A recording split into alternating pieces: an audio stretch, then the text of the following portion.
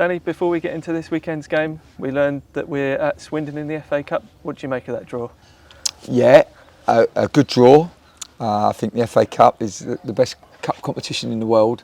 Certainly one that's close to my heart, and it's always super excited on the Monday night listening to a draw. And of course, you'd like a home draw if possible, but it wasn't to be. And of course, if you want to win that competition, you've got to beat everyone. That's what they say. So no, we have a really tough draw against a very good Swindon team, but it's one that when it comes around, we'll look forward to.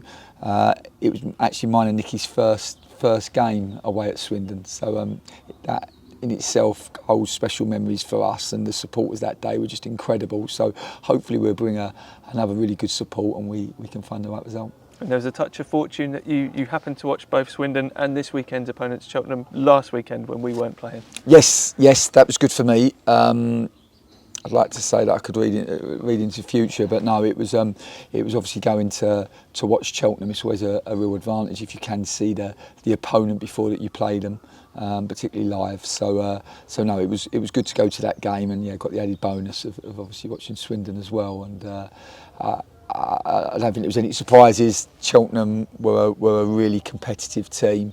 Michael Flynn has managed in these levels for a long time. He's a very good manager at these levels. His teams are always super competitive, really physical, really aggressive.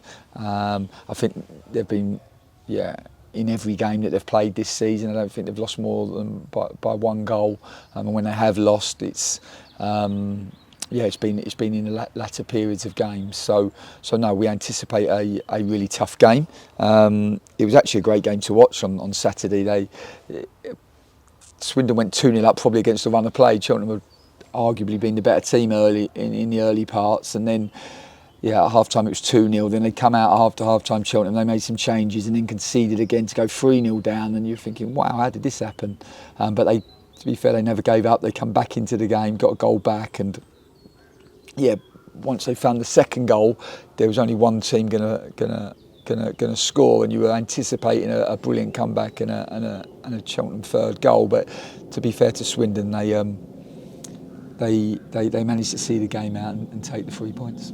And while they were playing, we weren't. So how has having a weekend off benefited you and the team?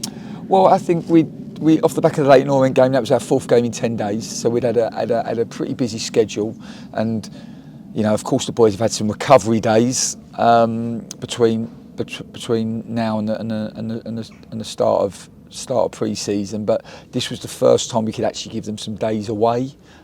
So we gave them a couple of days off, which I think was the right thing to do, just to freshen the boys up physically and mentally. I think you're always looking for that balance between fitness and freshness, and we'd had a pretty busy schedule since we come together at the end of June.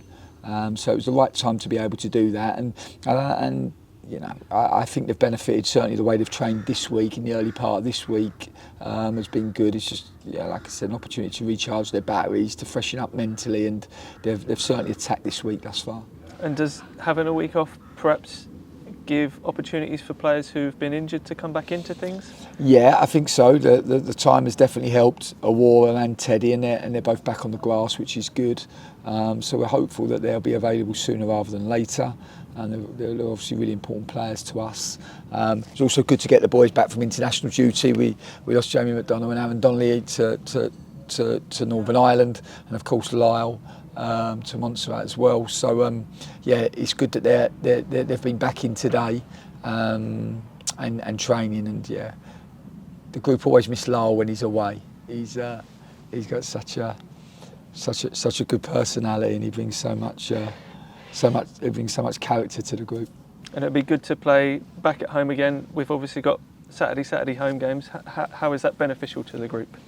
Well, I think it's a great week for us to look forward to.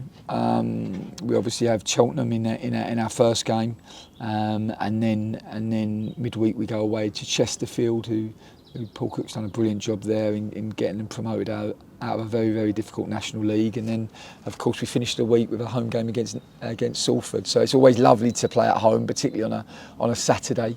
Our support has been fantastic, and we are we just finished our first 10-week cycle, so we kind of always break the season into 4 10 game blocks, and then like kind of a 6-game sprint finish as it were. So we feel like in the first 10 games we've left some points out there, which has been frustrating. But we're a new group that's learning about each other and learning about the game idea all the time. Our teams always grow and improve as the season unfolds. So we now attack the next 10 games. I think the 10th game of this block is the Crew game, which is just before Christmas. So the ambition is to keep growing, to keep improving, to try to, we felt that probably we should have had 18 points at this stage, but we left some points in the Bromley game, in the Carlisle game, certainly in the Harrogate home games, and then of course away at Morecambe. So we have to take the learning from that, and the ambition is to try to keep finding the consistency that we want, and I think that comes through the building of relationships and consistent repetition on the training pitch. This is what it is. There's no easy route. It comes from a lot of intelligent hard work, and like I say, our teams always tend to improve as the season unfolds. So we're certainly looking forward to the challenges that come.